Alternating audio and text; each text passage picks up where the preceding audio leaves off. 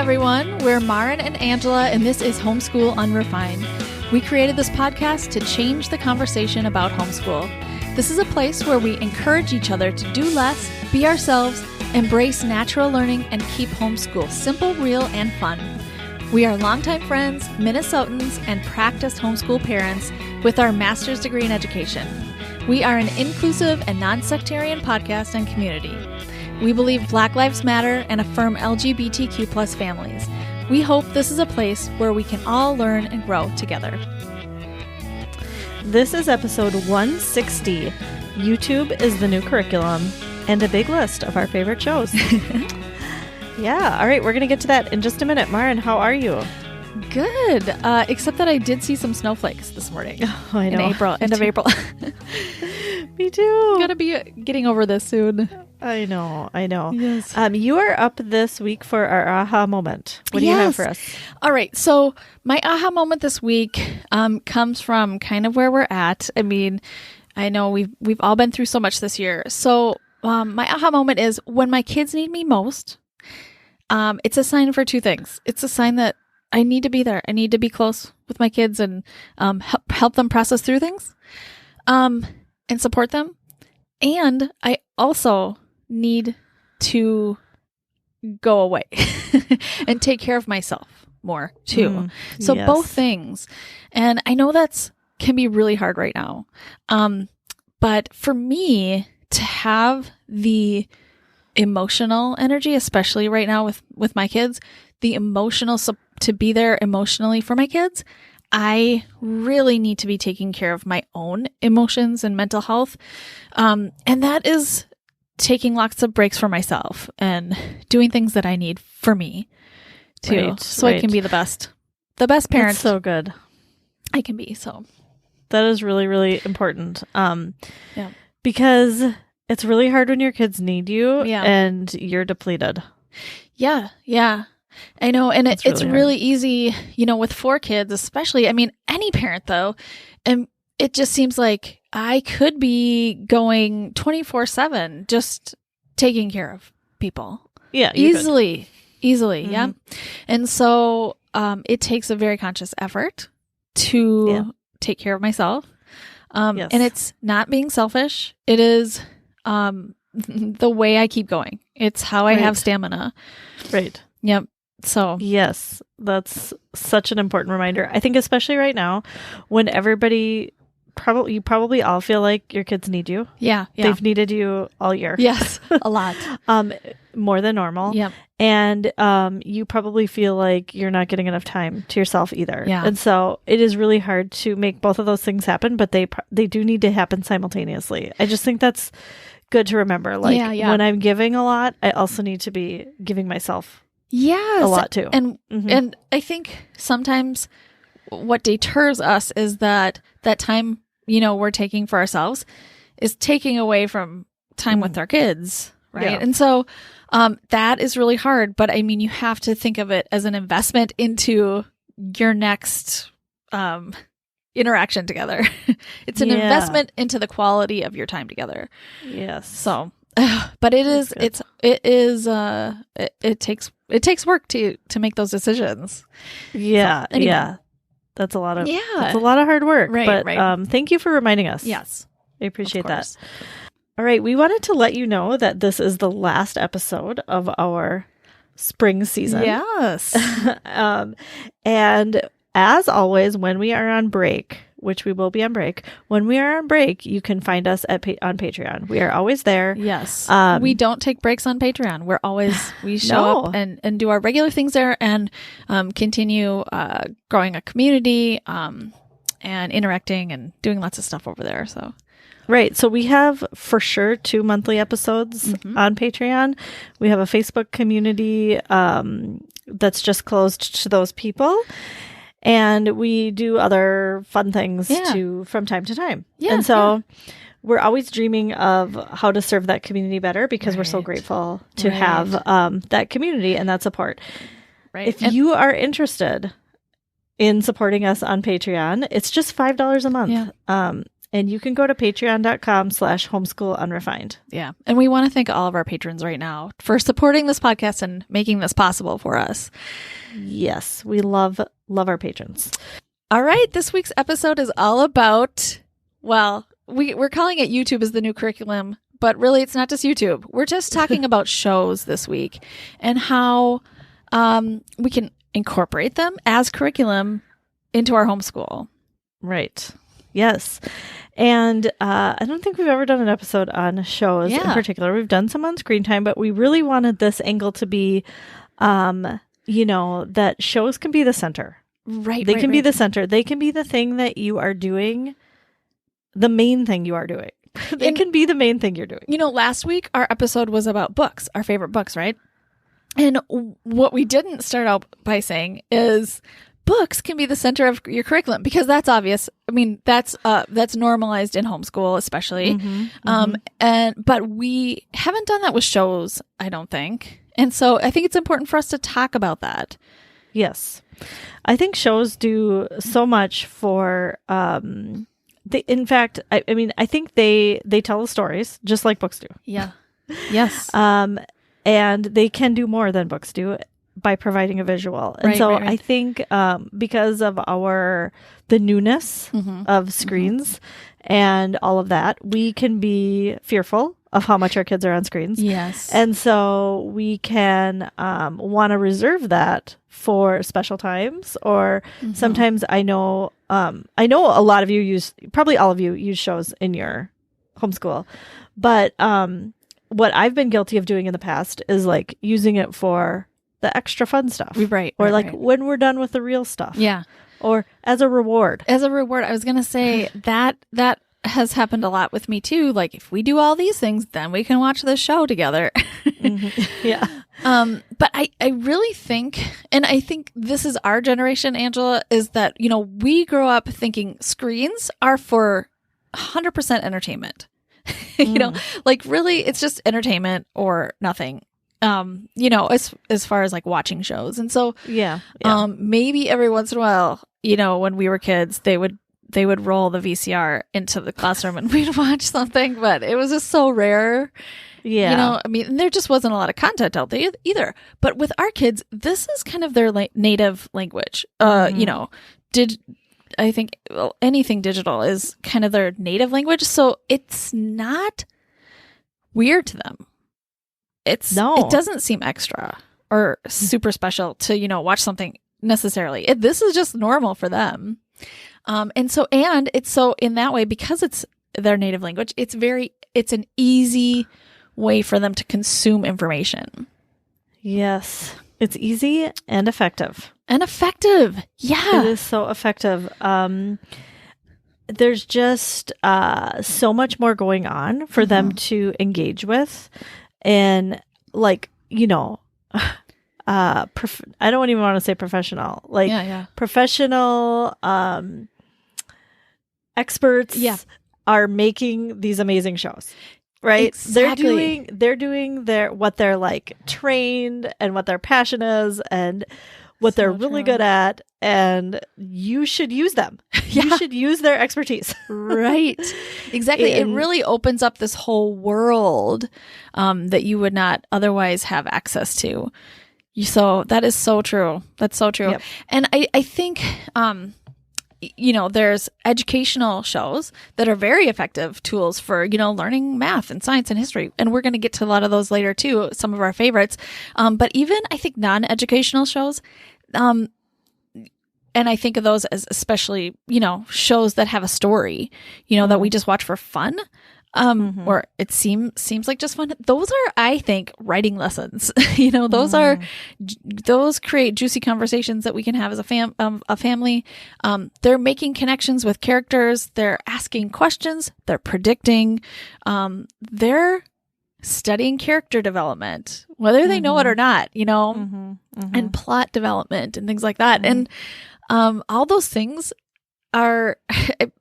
We could put so much effort into teaching those things. And I think that's great to teach those things directly too. But this is just like, you're infusing it into them. Sure. So, for sure. And it's a way that they enjoy. like and when you enjoy something, you're going to learn it better. When you enjoy it, you're going to learn it better. That's so true. Yeah.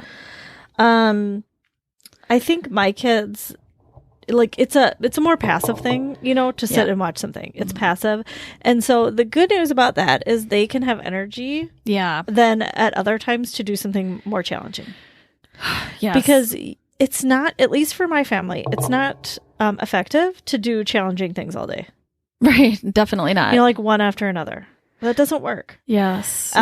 My kids are much more willing and have more energy and are more excited to do something more challenging. Right. If they have been able to do something that they deem more fun or more passive before or after. And so I think that's one reason why it's really an important, effective tool.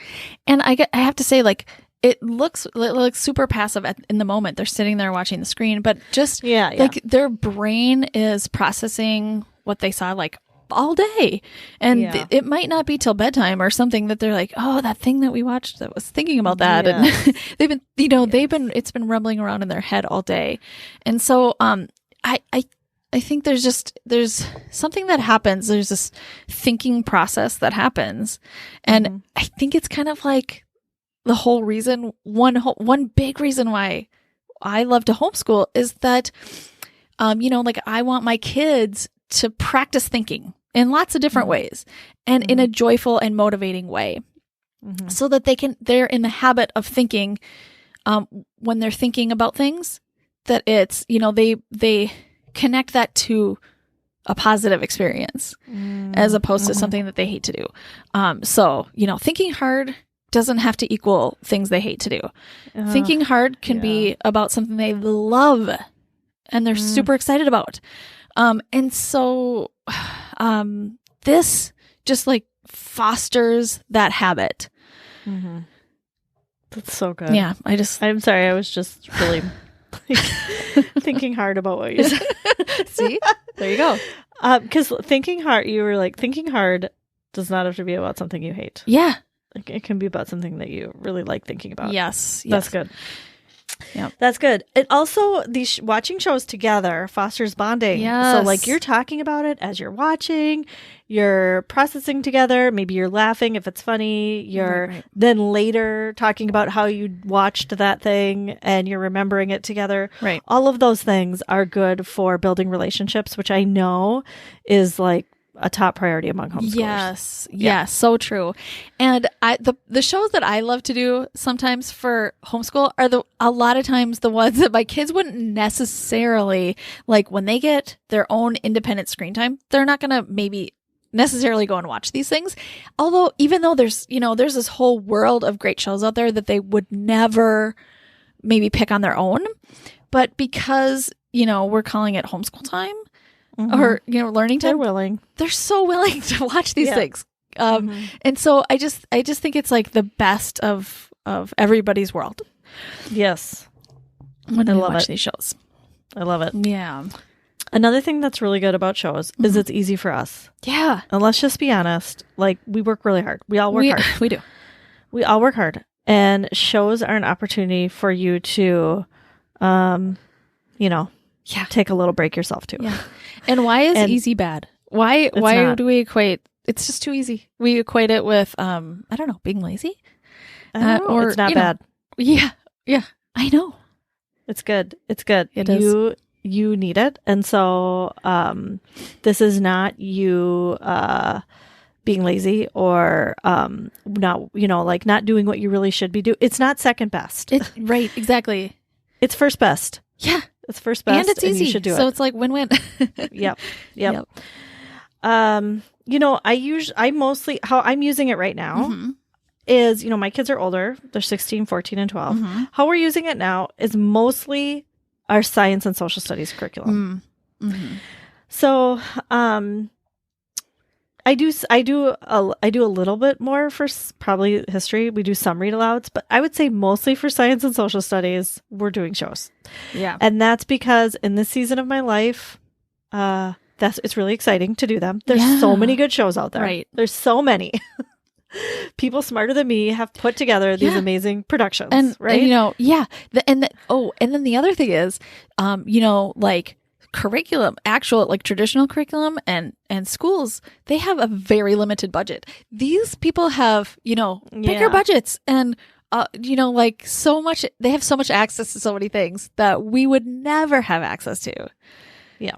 In the education world normally. For sure. For sure. Yeah. So I'm using it for social studies and science. And I just want to, emphasize that this is not in addition to something else. Like this is not, you know, to boost your curriculum. It's not to boost. Right. It's not an addendum. It's the thing. Yeah. It's the thing right now. Right. And that's okay. And that's good. That's good. Yeah. And this for both of us, I don't want to speak for you, but this is not like, we're not talking about, our kids also get other screen time, like independent screen time.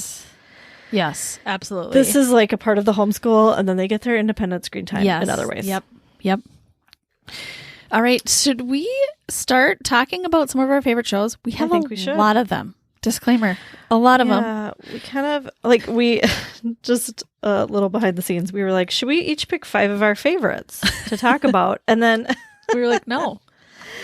Yeah, and then we just had so many that we were like sad that we weren't going to talk about. And so it just kind of turned into this big list. And we're not going to be able to talk in depth about all of these. And like another disclaimer, some of these we've watched, some our kids have watched, some we've watched a little bit of, some we've watched a lot of. Right. And so like, you know, just know that as you're hearing us talk about them. Yeah, a lot of shows have several episodes that we've watched a couple that were really good. So yeah. And then we're not going to talk about where to find them. We will put a list of these in our show notes, but you're going to have to just Google and figure out where to find them. Easy, but most of our shows are Netflix. I would say Netflix, YouTube, Apple TV Plus. Those are like the 3 that I'm thinking of right now. Yeah. Most all of them. And PBS. Yeah. Okay. That's mostly it. For the most some part. Other stuff. Yes. Yeah. All right. So we put these into some categories, and we're going to start with our first category, which is science. Yeah. Kind of our biggest category. Yeah. Do you want to start us off, Lauren? Sure, but I know that there's lots of categories within science too. So I know. Do you want to just? Should we just talk about? Okay, so we've got nature. Let's just talk about nature. Let's talk about nature. Some of our favorite recent shows have been Tiny World, Earth at Night, Becoming You, which is I'm just going to say is a little bit about the first 5 years of your life and your brain development. So good. To go along with Tiny World, we have Tiny Creatures. They're different. It's a different show, but still really good. I think my daughter's watched all those episodes. So awesome. Well, for sure, Our Planet. Oh yeah, and Planet Earth. Those are amazing. Those are probably the nature ones that we are into. My Octopus Teacher is another good one. My Octopus Teacher. Really, that one's up for some Oscars. I mean, it's really it's a documentary. Yeah. Yeah. So that one is also good. Yeah. And then we have more like science, maybe physics. And physics. Yeah. What? That's good, Martin. Okay. Yeah, sciencey. Our favorite is Mark Rober. Yes. I mean, I would say we've watched him the most. Yeah. As a family. Yeah. Over and over. The thing with Mark Rober, he spends a whole month working on one video. So, like, you can watch his whole backlog, which they're amazing because he spends a whole month on these videos. They're amazing. But we wait for the next one. Yeah. And then for younger kids, there's a great one called Mystery Doug, and he just answers a question, a kid's science question, and then you get to vote for the next question he's going to answer. So fun. He's so great with younger kids. So great. That's great. And speaking of younger kids, we both remembered Sid the Science Kid, which our kids were into for a long time. Yes. And then in the PBS kind of realm, I mean, my kids are sometimes my son, my 12-year-old is still sometimes into Wild Kratts. I mean, that is I want to say like that's good, a lifetime favorite. For him. Was going to say, I know, and I'm just going to say also Curious George and Odd Squad. Yeah. I feel like they're almost timeless too. My kids will still watch those. And I know. I mean, number one, they have good memories of them. Yep. And also they're still learning stuff. Totally.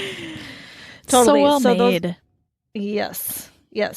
Others in the sciencey category, I would say The King of Random is a good YouTube one. The Hacksmith, I would call that sciencey. My son, the Hacksmith makes like prototypes of stuff found in video games and like movies and stuff like that. Like makes a lightsaber. So like cool. Mythbusters is another great one where they just test things out, see if this works. So good. Yep. Like if you can't do the big science project experiment at your house, which you probably can't. I mean, they're hard to pull off. Watching these is second best. And then for younger kids, they have Mythbusters Jr. too. Oh, really? Nice. Okay. All right. I think that covers our science category. Sure.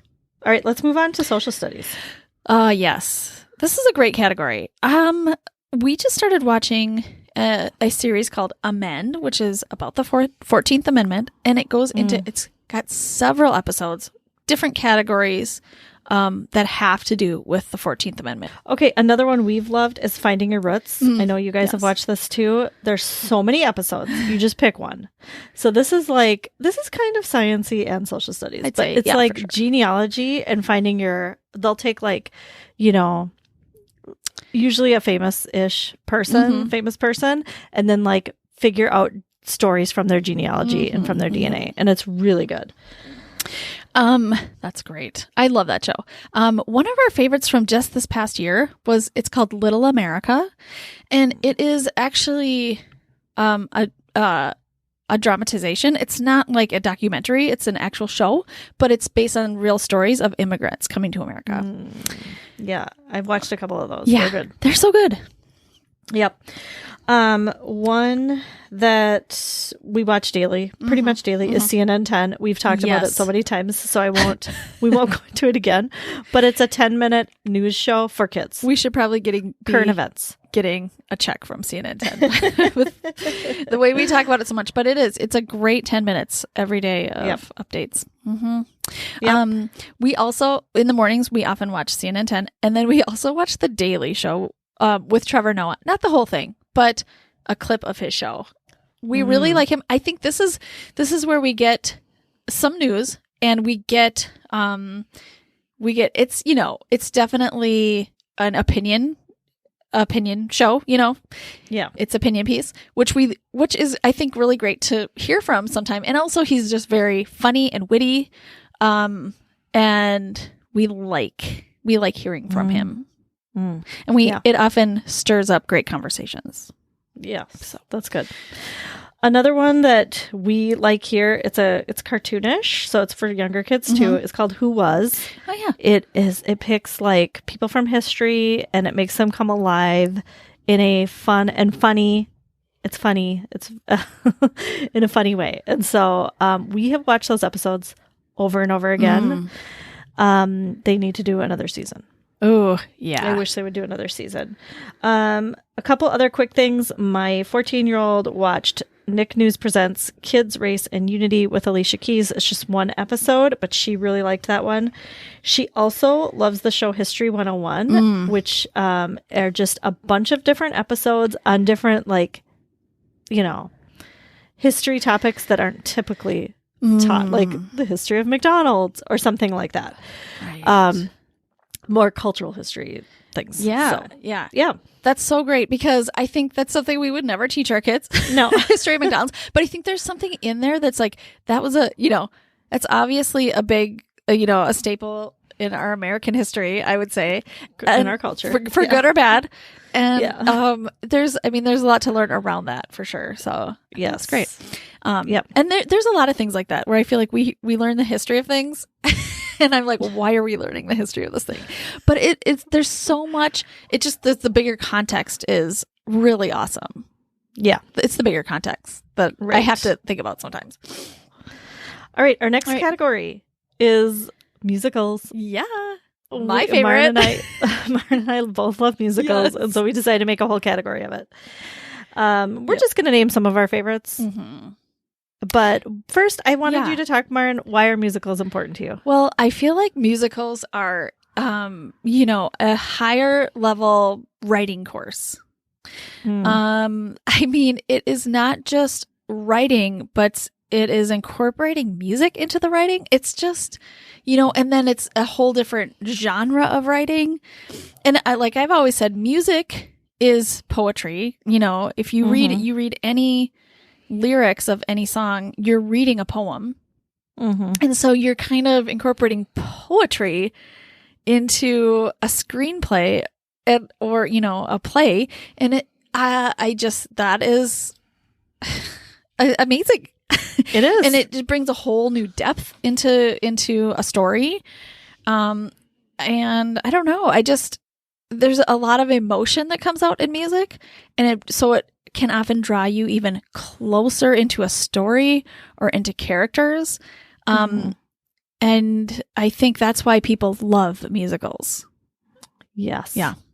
Good job. So it can really affect people. I mean, musicals that I saw when I was in high school, affected me so strongly. I felt like I was in I had just discovered a different world. Yes. So that's good. I would agree. And I would also say some of the musicals we're talking about, I would say half are like historical stories too. Right. And so you're learning about history or the time period. And so I think that's why they deserve their own category. Yes. Because they're just like this kind of all-encompassing opportunity. Yes. For example, I'll just take one, the one that we've probably watched the most, which is Sound of Music. From the time, my oldest was 2 years old, she was memorized songs and would sing the goodnight song going up the stairs to bed every night. And that is, that's a skill that we try to do now, like memorization. Yeah. So that happens really easily with musicals. But then also as my kids got older, then we learned, about, I had one kid who was super into World War II and learned all about that and how the Sound of Music, fit into that story. And so, yes. Yeah. So good. It can go very deep. Right. And both of our families have had a love for Hamilton, which I know a lot of you listening have too. And that has been for us, a 5-year love affair. And it almost needs no explanation because I know you probably understand. You all probably understand, but I feel like that has been one of the greatest learning tools. that our family has had in homeschool. Yeah. Yep. Yeah. Totally. So, we've also another family favorite has always been Annie. When they were younger, it was the old Annie from when I was a kid. Because that used to be my favorite movie when I was a kid too. And then the new Annie is, I would say, equally as good. I love it. And our kids love it too. Yes. And it brings a whole new, I don't know, relevance maybe? I don't know. For sure. Yeah. Well, yeah. Story. So, anyway, when you redo it, it feels more relevant it too. Does. Yeah, for sure. Other ones that we have liked are Newsies. Our kids were in a Newsies production, and so then watching that is really, really fun. Yeah, and also a great learning experience. Again, yes. And I know you did that with Chitty Chitty Bang Bang too, because they were in that one, right? Yes, my kids were in a Chitty Chitty Bang Bang production, and so we watched a lot of Chitty, which was great. Yeah, great connections there. We've also watched West Side Story, very educational. Singing in the Rain. Hairspray is a great one to watch. I'm trying to think of Mary Poppins. There's also two Mary Poppins that are we love both of those. Yes. And then there's a whole aspect of comparing the two, like the old and the new ones. And really good. I try not to push too hard that let's compare these with a Venn diagram. Don't make it schooly. Don't make it schooly. Just talk about it. Yeah. Another one that we've loved is The Greatest Showman. We went through a whole phase of that a few years ago. Yes. And then you and I have both been excited for In the Heights to come out. We actually got to see that in person with the kids a couple years ago here, which was just It was like a homeschool show, wasn't it, or something? Because it was during the day. It was so great. It was a matinee, and homeschoolers could get in really cheap. So we did, and I'll never forget it. I'll never forget it. So good. All right, let's move on to our last category, which we're calling life. Life, which we could maybe also call miscellaneous. I don't know. Yeah. All right. So the first one in that category for both of us is the Speedcubers. We both watched this short documentary about Rubik's cubing. Yeah, there's a big tournament, and then there's they're really famous people within the Rubik's Cube community. Yep. And then it kind of highlighted two of the, rival top kids. Yes, it was great. Yeah. Another great one we like is The World According to Jeff Goldblum. And that might be like History 101, like you were talking about in the history category, social studies category. But it's just, it takes something like blue jeans, something in our American culture, and it goes through Jeff Goldblum, yeah, who is so quirky and just interesting to watch anyway. But he talks about how something like that became such a big staple or important in our culture. Yes. Yeah. Another mini category within life would be cooking shows. And I know your kids are into them as much as mine are. Yes. I mean, we have loved MasterChef Junior.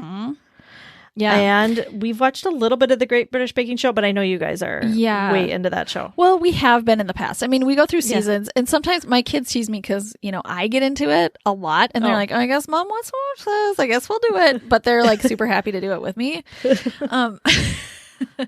Yeah. So. A family favorite of ours, if you've been around a while, you've heard me talk about Survivor. I feel like, you guys, this is not your typical reality show. Yeah. There is some reality drama, but it is so it mirrors culture and life. Yeah. And we have so many good conversations around watching Survivor. And also just the, we were talking about earlier, the bonding and family time that happens around it is just priceless. Yep. And so I will forever be a fan of that. Awesome. Along that same vein, The Amazing Race, we've watched a couple of seasons of that while Survivor's on hiatus. And it teaches you about geography. Yes. And travel and getting along with another person. I mean, things that are really important. Totally. How to deal with stress. Things you should and shouldn't do during stress. I think it's a really, really great show. That is great. That is so great. My oldest watched Atypical, which is about an autistic boy just living life. And I think there's some love elements in there too. And just, just having relationships. So she really loved that. Another thing we're watching kind of as a family is the Marvel movie universe. Yeah. And I love it because it's engaging for almost everyone in our family.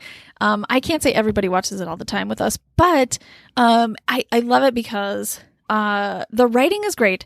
The writing is so, there's so many connections between all the movies. It's just amazing how that happened. And we talk about, there's different writers for every movie and different directors for every movie. And so we can even talk about tone and genre within the Marvel movie universe. And I love it. I think this is something that I was not into until the pandemic. And I think I just needed, the time, the freedom to have this time to watch these. And I am so glad that I did. I feel like I've heard from more people than I can imagine, that I can count right now, who are doing that during the pandemic, watching the Marvel movies. Really? As a family. Yeah, I believe it. I feel like I've heard of a lot of people. It's good timing. Doing that. It's a really good time to do it. Well, and then they added the WandaVision episodes on Disney Plus and the new one, Falcon and the Winter Soldier. So they just keep going with them, and so you want to keep up. Yeah. And then you can watch them again and again because there are so many details, and I don't even totally understand what is always happening. And my kids honestly have to explain it to me most of the time. And that feels really good to them too. Yeah. They get it more than I do. Yeah. That's good. Yeah. Yeah. So. That's good. That's great. One last one in this category, The Social Dilemma, which I have not watched, but my kids have. Yes. I need to. And I know you have watched it. We watched it as a family. Yeah. Mm-hmm. Yeah. So that's a good one. Yes, really good. I mean, that just talks about how the impact of social media on us, and like how it can be very manipulative, and how they try to change your mind on things. And I don't know. It's really interesting, and it's really good to know what's happening. Yeah. Yeah. All right. That's our big list. That was a really big list. It's a really big list. And we would love to hear from you. Maybe comment on our Instagram post about this. Like, what shows are you watching as curriculum? Yeah. We'd love to hear. This week we have a listener question from Jen. And it is, how do you handle situations with preteens who want to quit things that are really good for them? That is a great question, Jen. Really great question. We've all dealt with that, I'm sure. And we are going to answer that in Patreon. So if you would like to hear us discuss that, I never want to say we're going to answer the question because it's never clear cut. But yes, we're going to discuss it, and that'll be in Patreon. $5 a month. You'll get all of our Q&As that we've done, and plus so much more. Yes. All right. Let's move on to our loving this week. Yes. All right. Maren, what are you loving this week? Okay. I'm loving a show that has, it has sucked me in. Okay. What is it? I need a show to suck me in. Yes. It's called The Flight Attendant. It's on HBO Max, and it's exactly what I needed. It is a show that, it's a murder mystery, and it's about this flight attendant, a young woman who is kind of careless with her life. She's not being super responsible. She hasn't like super grown up yet, and she meets a guy on one of her flights to Bangkok. She stays in his hotel room, and when she wakes up the next morning after they had been drinking a lot, she wakes up the next morning and he's dead. And, he's dead. Yeah, he's dead. Okay. And she doesn't know what happened.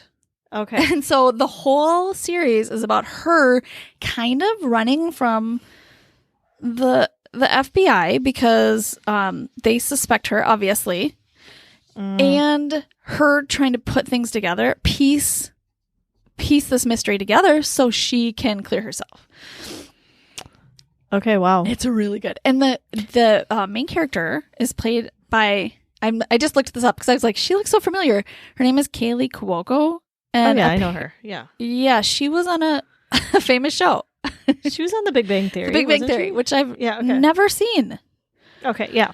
Have you? I don't know. No, but I've seen her other places. I don't know where. Okay. I know who she is. You do? Okay. I was like, I think I know who she is. But anyway, I loved her. She played this part really well. Okay. And then her best friend also too, who helps her out, who's a lawyer. They play well together. And so I don't know. I was just obsessed with the show, and like really I made Sean put the kids to bed several nights in a row so I could keep going. Wow. So Sean didn't watch with you? No, but I think he would actually like the show. I started watching it, and then I was like, now I can't go back because I need to keep watching it. Oh, okay. Yeah. This sounds great for Jeremy and I because we need a new show. And so thank you for that. You're going to love it. How many episodes is it? 8, I think. 8 or 9. Okay, good. Mm-hmm. Nice. Yeah, and they kind of opened it up, so I feel like there could be more. I just can't wait. Okay. All right. Okay, Angela, what are you loving this week? I am loving, I got new towels, bath towels. So happy for you. And yeah, okay. So we've been married like 19 years and we've had the same towels since we got married. And I don't know why I have resisted getting new towels. I think it's because I'm like, it's just towels. Like, it's okay if it doesn't cover your whole body or they're afraid, you know? Right. But my kids are like, Mom, like, I need a towel that covers my whole body. Yeah. Like, you know, I mean, I don't know why we had such small towels, but we did. So I've been wanting new towels for a long time, but I kept searching and I couldn't really find ones that I really wanted. But I heard about Costco towels. And so actually they're called Costco bath sheets. Okay. So that's what you need to search is bath sheets. If you want the big ones. Yeah. I don't think we have the big ones. Oh, no. You would know because these are huge. Yeah. They're 35 by 70. 70 the long way. So That's amazing. 70 inches. Taller than me. It's way the taller long than way. Me. They're fluffy. Uh-huh. I was like, we are investing in new towels. Yes. Put all of our old towels in the garage for projects or whatever. And I'm putting a link in the show notes. You can get multiple different colors. So I got a couple different colors for different people. Oh, great. They're 2 for $26, which on the one hand seems like a lot of money, and on the other hand it doesn't. No. I don't know. I don't know how much towels should cost, but that's how much they are. I think that's a steal. And I have to say, I don't have the bath sheets, but I have the same brand in the regular size towels, and they're even cheaper. They're so cheap. Okay, wait. Yeah, I didn't say the brand. Charisma. Oh, yes. Is that what you have? Mm-hmm. Charisma? Yep. Okay, yeah. That's a good name. I want to buy those. Yeah, right? I mean, I love them so much. I sometimes just pick more up. Costco because they're such a good deal. Okay. Yeah. I have not been, I didn't see these in Costco. I just got them online. Nice. So even better. Yeah. All right. Well, thank you everybody for listening. If you want to connect with us more on our break, remember to go to patreon.com/homeschoolunrefined. We're always there. We're also on Facebook and Instagram at Homeschool Unrefined, and we have a website, homeschoolunrefined.com, where you can find links and show notes for everything that we talked about. We'll see you next time. Thanks for listening. Homeschool Unrefined is created and produced by Maren Gorse and Angela Sizer. Amanda Ginn is our content and marketing strategist. This podcast is listener supported. Join our growing community at patreon.com/homeschoolunrefined. We donate 10% of all Patreon income and product sales to The Conscious Kid, a Black and Brown-led organization that has been instrumental in our own evolution and in leading the way in both ideological and tangible change with their work in parenting and education through a critical race lens. No matter how you homeschool, you are exactly who your kids need. You're doing great.